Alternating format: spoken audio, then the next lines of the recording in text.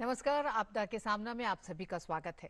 भारत में पिछले कुछ वर्षों के दौरान चक्रवात ट्रैक, गति और तीव्रता के पूर्वानुमान में उल्लेखनीय सुधार हुआ है, जिसका बड़ा असर देश ने कोविड के दौरान भी तूफान निसर्ग और अम्फन तूफान के दौरान जानमाल के न्यूनतम नुकसान से आंका। प्रचंड चक्रवाती तूफान फानी से भीषण तबाही रोक दुनिया के लिए मिसाल बना था भारत। इस क्षेत्र में कई तरह की तब्दीलियां हुई हैं, लेकिन भारत में अरब सागर और बंगाल की खाड़ी से ही अधिकांश तूफानों की उत्पत्ति होती है, जिन्हें उष्णकटिबंधीय चक्रवात कहा जाता है। भारत में लगभग 7,516 किलोमीटर की तटरेखा है, जिसमें 5,400 किलोमीटर मुख्य भूमि के साथ है। पूरा तट अलग अलग तीव्रता के साथ उष्णकटिबंधीय चक्रवात से प्रभावित होता है।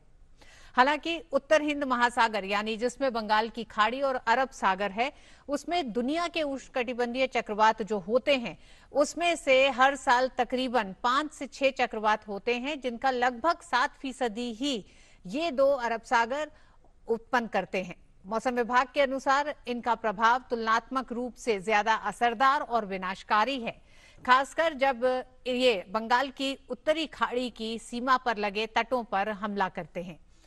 13 तटीय राज्य और केंद्र शासित प्रदेश चक्रवात से प्रभावित होते हैं। इनमें भी 5 राज्य यानी तमिलनाडु, आंध्र प्रदेश, तेलंगाना, ओडिशा और पश्चिम बंगाल, पुडुचेरी का पूर्वी तट और गुजरात का पश्चिमी तट चक्रवात के खतरों के लिए अधिक संवेदनशील है। मौसम विभाग के मुताबिक पिछले एक दशक में अरब सागर और बंगाल की खाड़ी में चक्रवात और गंभीर चक्रवात में 11% की वृद्धि हुई है।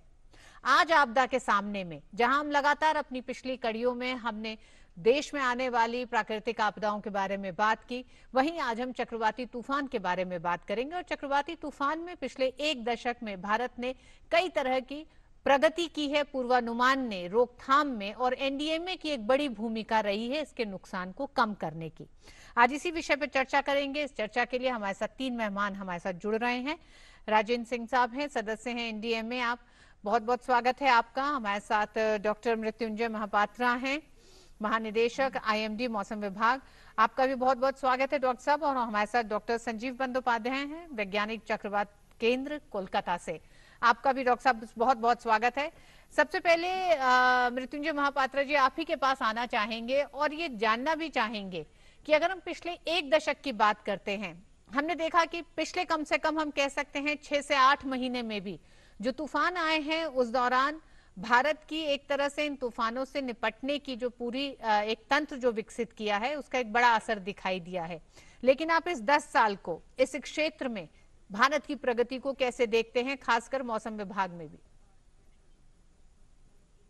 आप अभी जो रिसेंट 10 ईयर्स है, इसमें साइक्लोन वार्निंग का जो प्रगति है, इसको आप कंपेयर करेंगे अगले देशों के साथ, तो देखेंगे कि भारत मौसम विज्ञान विभाग का जो साइक्लोन वार्निंग सर्विसेज है, वो किसी से कम नहीं है। जितना लीडिंग सेंटर से यूएसए हो कि यूके हो कि ऑस्ट्रेलिया हो कि जापान हो, वो बहुत सारे देशों से हमारा जो साइक्लोन फोरकास्ट एक्यूरेसी है, वो ज़्यादा सटीक है और ज़्यादा सक्सेसफुल रहा है और यूजफुल रहा है। ये पॉसिबल हुआ इसलिए कि भारत मौसम विज्ञान विभाग एक इनिशिएटिव 10 साल पहले शुरू किए थे, जिसमें ये था कि modernization of cyclone warning services in India. Initially national disaster management authority जो national cyclone risk mitigation project लिए थे, उसमें 4 कंपोनेंट था। 2006 में ये प्रोजेक्ट शुरू हुआ था। इसमें 4th कंपोनेंट था early warning services and dissemination, वो आईएमडी को दिया गया था। और आईएमडी तब ये national cyclone risk mitigation project के साथ जुड़े हुए थे। और 2007 में जब हमारा मिनिस्ट्री ऑफ आर्थ साइंसेस एक दूसरे बन गया, जिसमें अर्थ सिस्टम साइंसेस का सभी कंपोनेंट्स जैसे अर्थ, ओशन, एटमॉस्फेयर को लेकर क्रिएट किया गया। एंड भारत मौसम विज्ञान विभाग को मॉडर्नाइज करने के लिए गवर्नमेंट ने डिसाइड किया। तब हम लोग डिसीजन लिया कि हम अकेले भारत मौसम विज्ञान विभाग और मिनिस्ट्री ऑफ आर्थ साइंसेस साइक्लोनिक सर्विसेज को इम्प्रूव कराएंगे एक प्रोजेक्ट के माध्यम से। ये प्रोजेक्ट लिया गया 10 साल पहले। इस प्रोजेक्ट के माध्यम पे हम लोग पहले एक विजन डॉक्यूमेंट तैयार किए हैं आपको जानकर खुश होगा कि 2010 में जब हम विजन डॉक्यूमेंट बनाए थे तब हम ये निर्णय किए थे कि 2015 तक साइक्लोनिक सर्विसेज को बाय 20% इम्प्रूव करेंगे और 2020 तक बाय 40% इसको इम्प्रूव करेंगे। जैसे आप बोल रहे थे, आप अभी कंपेयर करेंगे 2010 तक जो हमारा लैंडफॉल फोरकास्ट एक्यूरेसी है लगभग 70 to 80% इम्प्रूव हुआ है 2010 की तुलना पे, और जो हमारा ट्रैक फोरकास्ट एक्यूरेसी है वो भी ऐसे ही अबाउट 70% इम्प्रूव हुआ है 2010 की तुलना में बाय द एंड ऑफ 2019। तो इस प्रोजेक्ट हम लिए थे, इसमें हम एक इंटीग्रेटेड मैनर पे all components of early warning system for cyclones को हम एड्रेस किए थे। पहला कंपोनेंट था कि vision then strategy and accordingly planning, और इसके साथ साथ हम लोग जो ऑब्जर्वेशनल कंपोनेंट है, कोई भी डिजास्टर हो इसको पहले ऑब्जर्व करना और इसका रूपरेख को जानना और इसके हिसाब से इसका पूर्वानुमान करना पहला अध्याय होता है। तो इसलिए पहले हमारा टारगेट रहा कि हम कैसे ऑब्जर्वेशन नेटवर्क जो है बोथ सरफेस में, अपर एयर में और स्पेस के जरिए इसको बढ़ाया जाए। आपको जानकर ये खुश होगा कि हम इस माध्यम पे ऑटोमेटेड वेदर स्टेशन लगभग 675 स्टेशन पे लगाए, ऑटोमेटेड रेन गेजेस 1350 स्टेशन पर, डॉप्लर वेदर रडार अभी बढ़ाकर 27 प्लेसेस में है। इसके साथ साथ इंडियन स्पेस रिसर्च ऑर्गेनाइजेशन की तरफ से दो इनसाट 3D और इनसाट 3DR और स्कैटसैट ऑब्जर्वेशंस भी लिया जा रहा है। ये सभी ऑब्जर्वेशंस को लेकर हम लोग एक हाई पावर कंप्यूटिंग सिस्टम्स को एक्वायर किया गया, जिसका अभी कैपेसिटी है 8.6 पेटाफ्लॉप।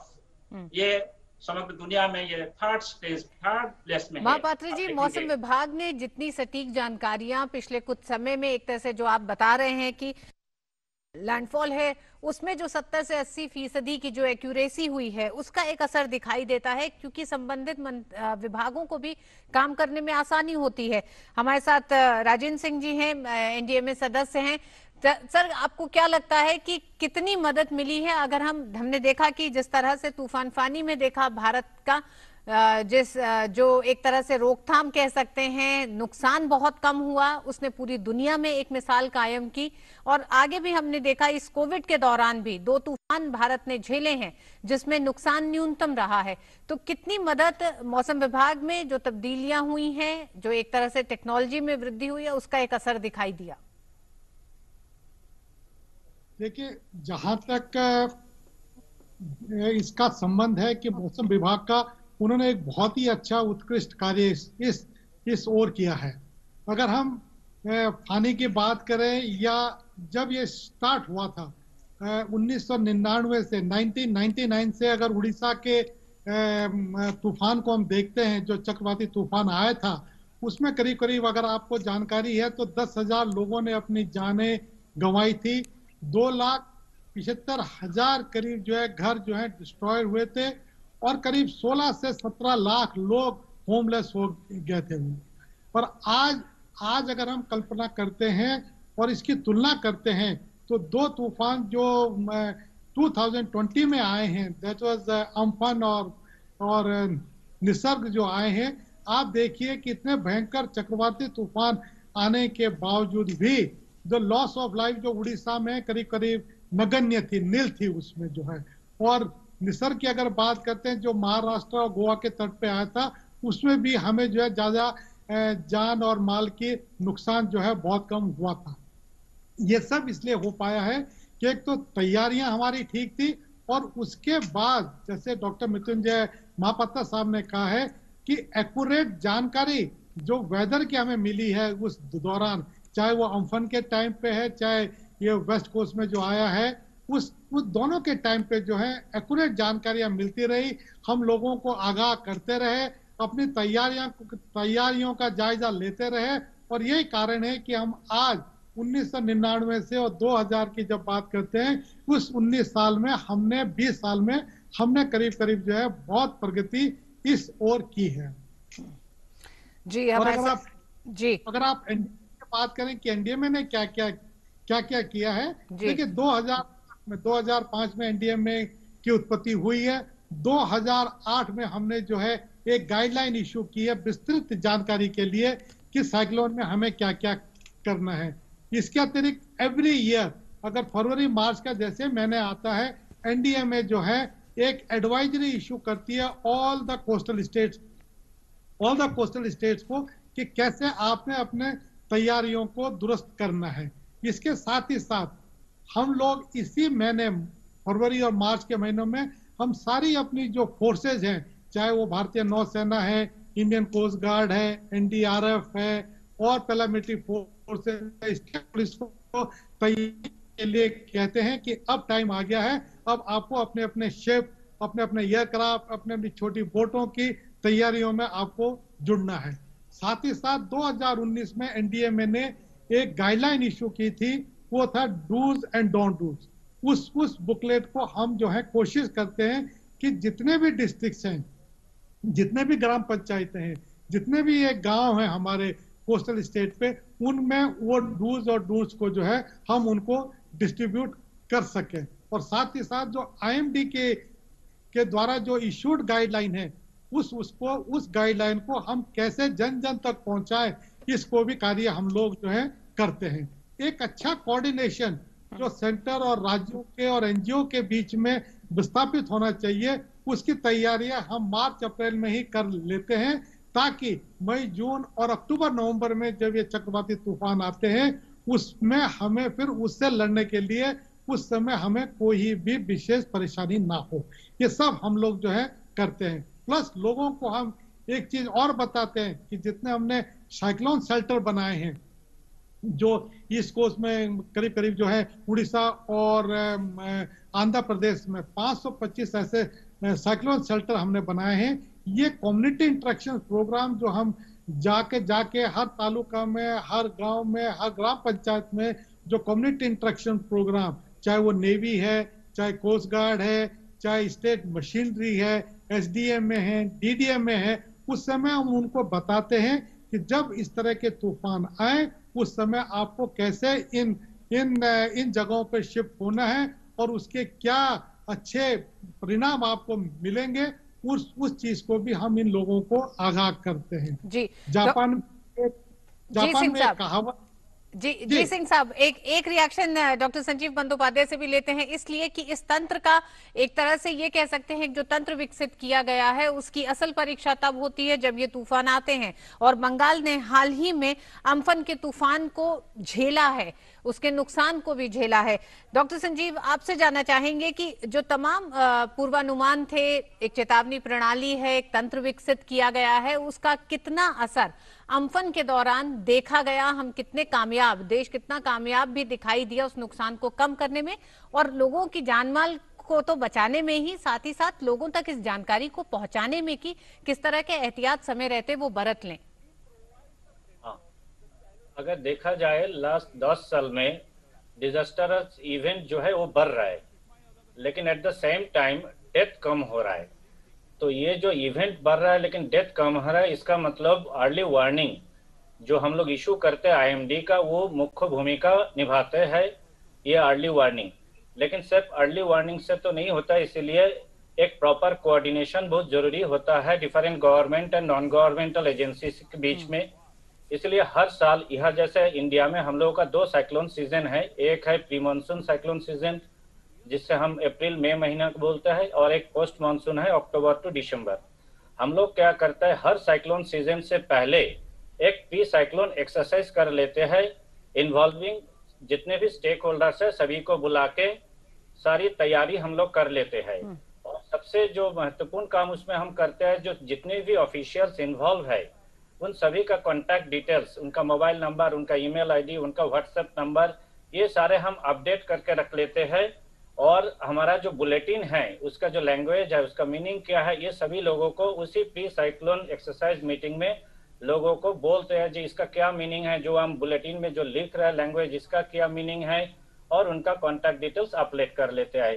क्योंकि रेडीनेस इस सबसे बहुत ज्यादा जरूरी होता है, क्योंकि हम लोग डिजास्टर मैनेजमेंट में देखे हैं जो हम बोलते हैं रेस्क्यू, रिलीफ एंड रिहेबिलिटेशन, इसको जो हम अगर 3 स्मॉल आर मानते हैं तो इससे पहले एक बड़ा कैपिटल आर जो रेडीनेस, वो हम लोग पहले शुरू कर देते हैं before onset of cyclone season. अभी जब वार्निंग जो इशू करते हैं आईएमडी, ये 4th stage warning we have followed 4 दफे में हम करते हैं। पहला जो होता है साइक्लोन में एडवांटेज क्या है, ये अचानक नहीं हो जाता है। तो इसीलिए जब भी हम लोगों को लगता है जो कोई लो प्रेशर बनने वाला है और उस लो प्रेशर का ये पोटेंशियलिटी है जो कि ये साइक्लोन बन सकता है, तो तुरंत हम लोग एक इंफॉर्मेटरी बुलेटिन कंसर्न स्टेट को, जो chief secretary and the principal secretary जो रिलीफ एंड डिजास्टर मैनेजमेंट को होता है, उसको एक बुलेटिन देते हैं और साथ ही साथ भारवाली ओवर फोन पूरा ब्रीफ कर देता है कहाँ लो प्रेशर बनने का जो उम्मीद है।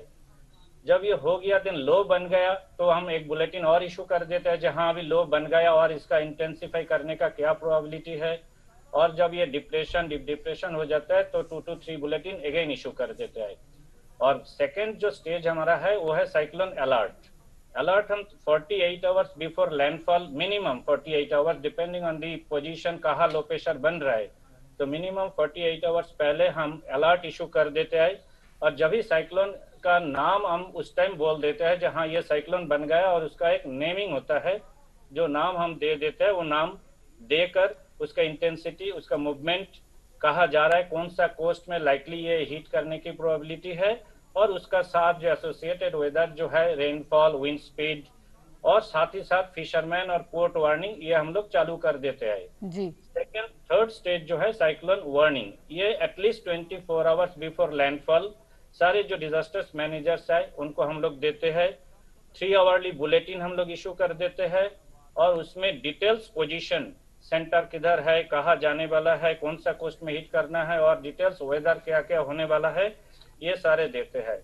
सारे जो ईस्ट कोस्ट और वेस्ट कोस्ट जो है हमारा रडार से घिरा हुआ है, तो जब भी कोई साइक्लोन हमारा रडार रेंज में आ जाते हैं तो हम और अच्छे तरीके से देख सकते हैं उसका स्ट्रक्चर पूरा, तब हम आवरली बुलेटिन इशू करते हैं। डॉक्टर संजीव, अभी आपने कहा कि पोस्ट साइक्लोन जो होता है वो अक्टूबर से लेकर दिसंबर का समय होता है, सितंबर इस समय चल रहा है, क्या आने वाले समय में, क्योंकि इस साल के शुरू में और कोविड के दौरान हमने 2 ऐसे तूफान देखे, क्या भारत में आने वाले समय में किसी तरह का कोई तूफान हो सकता है? साइक्लोन के लिए हम लोग क्या करते हैं ना, इसका जो शुरुआत जो हम लोग एक आउटलुक बुलेटिन देते हैं फोर्टनाइटली, हर 15 दिन में क्या सिचुएशंस है, कोई ऐसा कोई सिचुएशन है, कोई साइक्लोजेनेसिस की प्रोबेबिलिटी है कि नहीं, उसका जेनेसिस प्रोबेबिलिटी हम लोग जांच करते हैं, करके हर 15 दिन में एक आउटलुक हम देते हैं। एनी प्रोबेबिलिटी ऑफ एनी साइक्लोजेनेसिस वो हम पहले से दे देते हैं स्टेट गवर्नमेंट को, और इवन पब्लिक को भी हमारा बुलेटिन वेबसाइट में भी अवेलेबल होता है जो कोई ऐसा कोई प्रोबेबिलिटी है कि नहीं।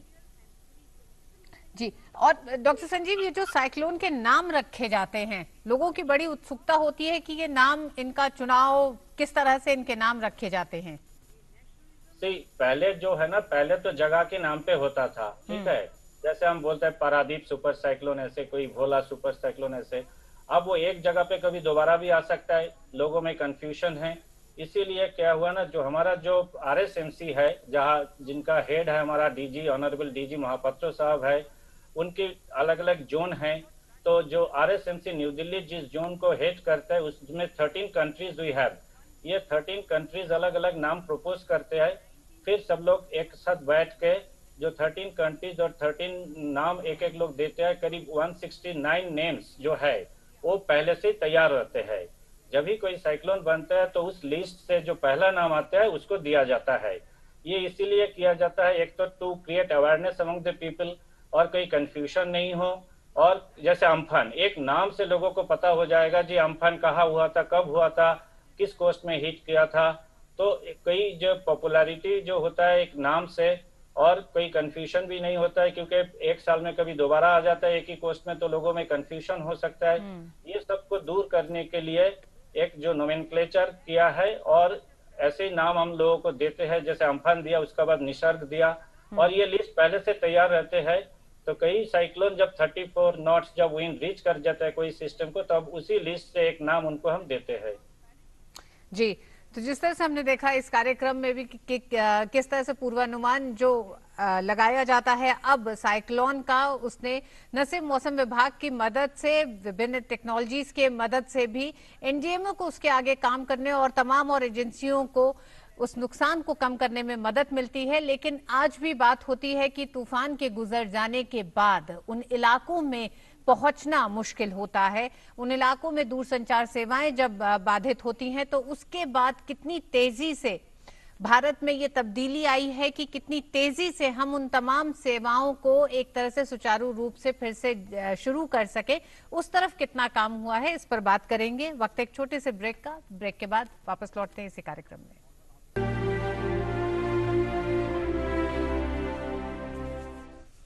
सुभाष चंद्र बोस आपदा प्रबंधन पुरस्कार। आपदा प्रबंधन में निस्वार्थ सेवा को सम्मान। कई संगठन और व्यक्ति आपदा प्रबंधन के क्षेत्रों में लगातार काम करते आ रहे हैं, जैसे आपदा की रोकथाम, शमन, तैयारी, प्रतिक्रिया और बचाव, राहत, पुनर्वास, अनुसंधान, नवाचार या प्रारंभिक चेतावनी। आपदा प्रबंधन के क्षेत्र में भारत में व्यक्तियों और संस्थानों द्वारा किए गए उत्कृष्ट कार्यों की सराहना करने के लिए भारत सरकार ने 23 जनवरी पर एक वार्षिक पुरस्कार सुभाष चंद्र बोस आपदा प्रबंधन पुरस्कार की शुरुआत की है। इसके अंतर्गत 3 पुरस्कार तक होंगे। संस्थान और व्यक्ति दोनों ही इन पुरस्कारों के लिए पात्र हैं। यदि पुरस्कार विजेता एक संस्थान है तो उसे प्रमाण पत्र और 51 लाख रुपए का नगद पुरस्कार मिलेगा। यदि पुरस्कार विजेता व्यक्ति है तो विजेता को प्रमाण पत्र और 5 लाख रुपए का नगद पुरस्कार दिया जाएगा। अधिक जानकारी के लिए या आवेदन करने के लिए dmawards.ndma.gov.in पर आज ही जाएं। जल्दी कीजिए।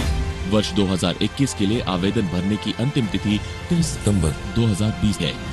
सुभाष चंद्र बोस आपदा प्रबंधन पुरस्कार। आपदा प्रबंधन में निस्वार्थ सेवा को सम्मान।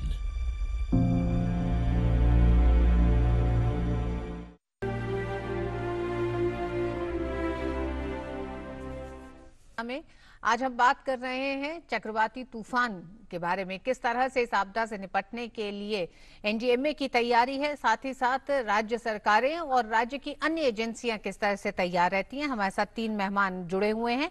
हम सीधे भी रुख करेंगे राजेंद्र सिंह का, एनडीएमए सदस्य हैं। राजेंद्र साहब, आपसे जानना चाहेंगे कि जब हम बात करते हैं चक्रवाती तूफान के गुजर जाने की, उसके बाद की जो एक पूरी एक्सरसाइज होती है जिसमें स्टेट एजेंसीज का एक बड़ी भूमिका होती है, क्योंकि लोग दूर दराज के इलाकों में फंस गए हैं, वहां पे दूरसंचार सेवाएं बाधित हैं, सड़क आना जाना पे बहुत ज्यादा असर पड़ता है, यातायात पे। तो इन तमाम चीजों को अब पिछले कुछ समय की तुलना में हमें कितना परिवर्तन आया है, कितना बदलाव आया है और कितना समय आज लगता है हमें उन तमाम सेवाओं को एक बार फिर सुचारू रूप से जारी करने में? देखिए, साइक्लोन से बचाव के लिए और साइक्लोन के ऊपर जितनी भारत ने प्रगति की है उतना मेरे ख्याल से किसी और मुल्क ने नहीं की। यह मैं बिल्कुल दावे के साथ कह सकता हूं। और इसके बाद देखिए, एनडीएमए जो पहला जो हमारी अप्रोच होती थी वो होती रिलीफ, रिस्पांस, रिहेबिलिटेशन के ऊपर। आज हमारा जो अप्रोच है वो है prevention, mitigation, preparedness and capacity building के ऊपर। और इसके अंतर्गत हमने जो है वर्ल्ड बैंक के साथ एनडीएमए ने एक प्रोजेक्ट शुरू किया था, national cyclone risk mitigation project, NCRMP। और ये प्रोजेक्ट 2 फेजेस में, फेज 1 और फेज 2 में। अगर फेज 1 की हम बात करें, ये 2011 में स्टार्ट हुआ था और 2018 में ये खत्म हो चुका है। इसके अंतर्गत सिर्फ 2 स्टेट थे, दैट वाज आंध्र प्रदेश और उड़ीसा। और इसमें जो है 4 कंपोनेंट्स थे इसके। इसमें थे अर्ली वार्निंग सिस्टम था, मल्टी यूटिलिटी साइक्लोन शेल्टर थे, टेक्निकल असिस्टेंस थे और ट्रेनिंग एंड कैपेसिटी बिल्डिंग का इसमें काम था। और ये करीब चारों काम हमने फेज 1 में पूरे कर लिए हैं। और मुझे खुशी होती है इसमें बताने में कि इसमें उड़ीसा और आंध्र प्रदेश में हमने करीब जो है 535 जो है शेल्टर बनाए हैं, जिसमें से 219 शेल्टर जो है ये आंध्रा में आए हैं और 316 शेल्टर हमने जो है उड़ीसा में बनाए हैं। ब्रिजेज इसमें जो है बने हैं, करीब जो है 34 ब्रिजेज बनाए हैं। और सबसे बड़ी जो मेन बात थी, जो पहले हम देखते थे कि कहीं गांव हैं, कहीं ऐसे तालुका हैं जहां तक जब तूफान आता था, बारिश आती थी, रोडों से रोड नहीं थे हमारे पास, रोड से उन लोगों को हम सेंटर में भी नहीं ला सकते थे जो हमारे शेल्टर्स हैं। लेकिन इस फेज 1 में हमने जो है करीब करीब 1086 किलोमीटर की रोडें भी जो है हमने दोनों स्टेट में बनाई है। ये टोटल प्रोजेक्ट करीब 2500 करोड़ का था और जो कंप्लीशन हो गया है इसमें। लेकिन जहां तक हम जो है फेज 2 की बात करते हैं, फेज 2 में अगर देखें तो इसमें 2 चीज हमने नई ऐड की है। उसमें भी रोड हैं, उसमें भी शेल्टर बन रहे हैं, और उसमें स्टेट कौन कौन सी है, उसमें है गुजरात, महाराष्ट्र, गोवा, कर्नाटका, केरला एंड वेस्ट बंगाल। उसमें करीब करीब 292 टोटल शेल्टर है, जिसमें से कि 179 शेल्टर हम बना चुके हैं। और इसमें एक अच्छी बात, हमने जो रोड ब्रिज वगैरह तो बनी रहे हैं, इसमें फेज 2 में हमने जो अच्छी बात की है वो करीब 1564 किलोमीटर की अंडर वायर केबलिंग जो है हमने जो है यूजीसी बोलते हैं जो है हमने पूरी तरह से बिछा दी है। और इसके साथ ही जो काफी तैयारियां हमारी हुई है, इसीलिए आप देख रहे होंगे जैसे आपने भी मेंशन किया है कि जान माल की नुकसान हो रहा है, क्योंकि जब इतने 200 किलोमीटर और 250 किलोमीटर विंड स्पीड की जो है विंड चल रही है, हवाएं आ रही हैं, तो कुछ ना कुछ तो नुकसान होगा ही।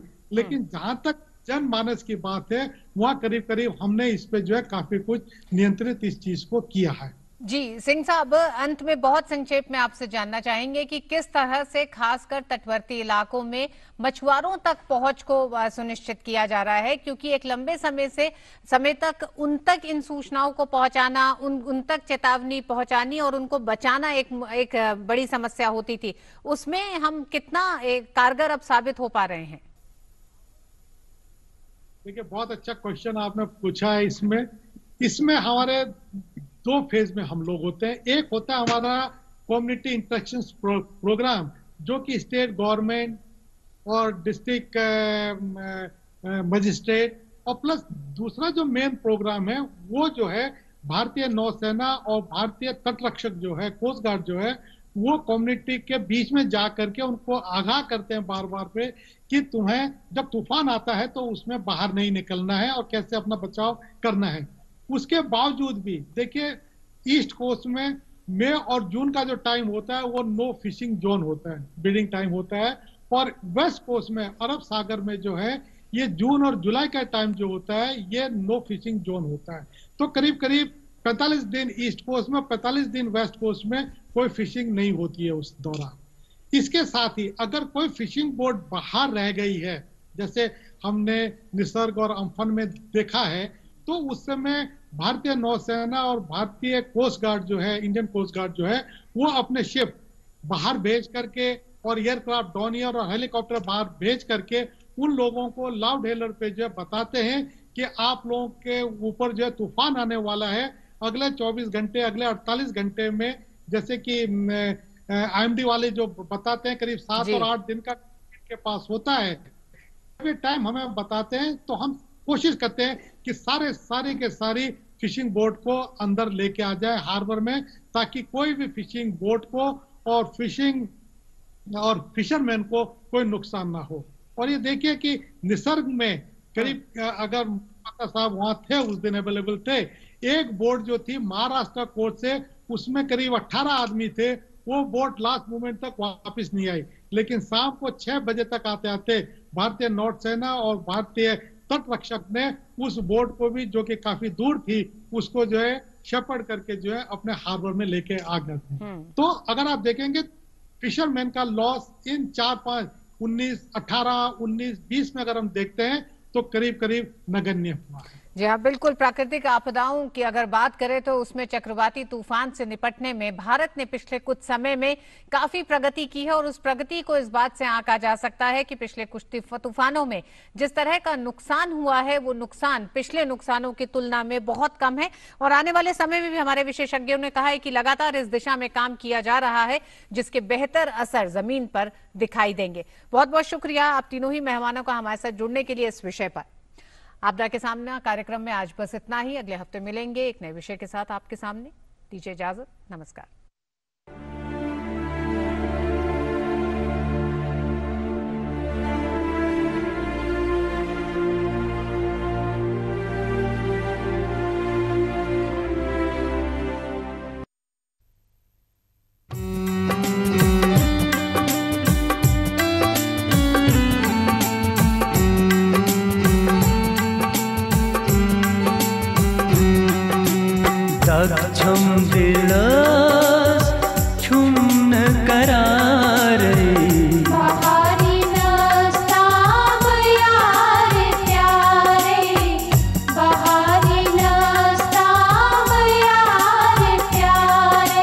तग छम दिलस छुम न करारे